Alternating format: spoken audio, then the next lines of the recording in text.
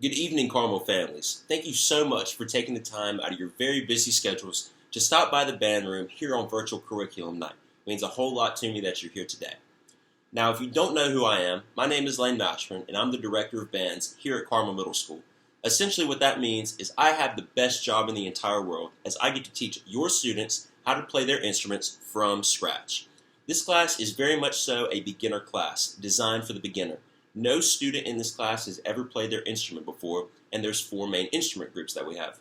We have trumpets, trombones, clarinets, and flutes. Now let me just go ahead and start off this video by saying I am so blown away by the amount of hard work and dedication your students have to practicing these four instruments and learning them and playing them every single day. Seriously, they are coming to class doing things that I never expected to be possible in a virtual learning environment. They're doing a fantastic job, and for that, I just want to say thank you and keep up the hard work as well. So in our band class, there are a lot of things that we have to learn before we can even make a sound come out of our instrument. On the very first day, if you ask your student, hey, what did you learn in band class today? I can almost guarantee you that they said, Mr. Mashburn taught us how to sit in a chair today. And they're exactly right.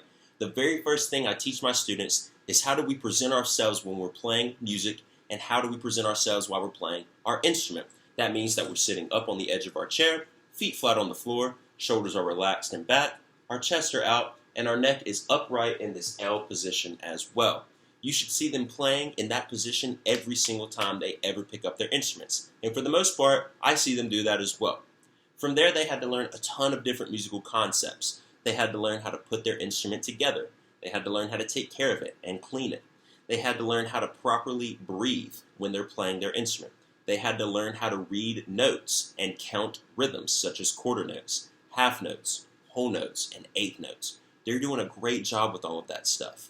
They had to learn how to form a proper embouchure as well in order to make a sound out. So after they learn all of that beginning information, you probably heard them off in their room making a lot of weird, buzzy, squeaky type noises. That's probably what you heard. And that's because instead of starting them on their full instrument, we just have them take their little mouthpiece off, their little silver mouthpiece if you're a brass player, the reed and the black ligature if you are a clarinetist, or the head joint if you play the flute. You probably heard them playing on these mouthpieces or head joints for a couple of days, and that's because I wanted to establish a strong foundation when it comes to their embouchure. Are they confidently making a sound come out of their mouthpieces every single time they play their instrument? Once I felt like they were comfortable with that, then I put their mouthpieces on the instrument, and you probably started hearing some familiar tunes. Twinkle, Twinkle, Little Star, Hot Cross Buns, Mary Had a Little Lamb, Jingle Bells, a lot of different tunes that all of your students are playing every single day in my class. They're doing a fantastic job with this, learning all of these different musical concepts and learning to play these pieces as well. So the big thing that we've been learning over the past couple of weeks is our first 6 notes. Notes 1, 2, and 3, a lot of success with that one. Notes 4 and 5, a little less, but still a fair bit of success. That dreaded 6th note, when it comes in, that's where we have a lot of students start to get a little bit worried. Now, most beginning band pieces that we will ever play in 6th grade don't ever have more than those 6 notes. They'll have to learn the other ones, but those 6 notes are going to be the foundation of everything they're going to be playing in this classroom. The more they practice, the easier it'll become to get, and eventually you'll start seeing a massive amount of success coming from those opening 6 notes. I'm already so proud of the amount of work they've put in so far. So if you're ever curious about how to access anything from my class, it's really simple. The first thing you should do is head on over to Canvas. On Canvas, on my homepage, you should see a video of me, you should see our class title, and you should also scroll down to the bottom and see a big blue button. That blue button is going to say Enter Here. When you click that Enter Here button, it's going to take you over to a fantastic program that we have called Smart Music. Smart Music allows me to listen to your students play pieces out of their method books in real time and provide feedback to them. So if you want to ever check out anything that's going on Smart Music, you can go over to Canvas, click that blue button like I just said, and then you'll have access to the students' method books, Sound Innovation. You can listen to student recordings and listen to some of the pieces that they've been playing. And you can also see the grades and read my feedback comments to see how they've been progressing as we've moved along through the first part of this quarter. That's the main source of grades and assignments that the students are going to have for my class. And then you can also check out our Canvas page, which also has a list of all of their assignments and their grades as well. If you ever have any personal questions for me that you need to ask me directly, there's a few ways you can do that as well.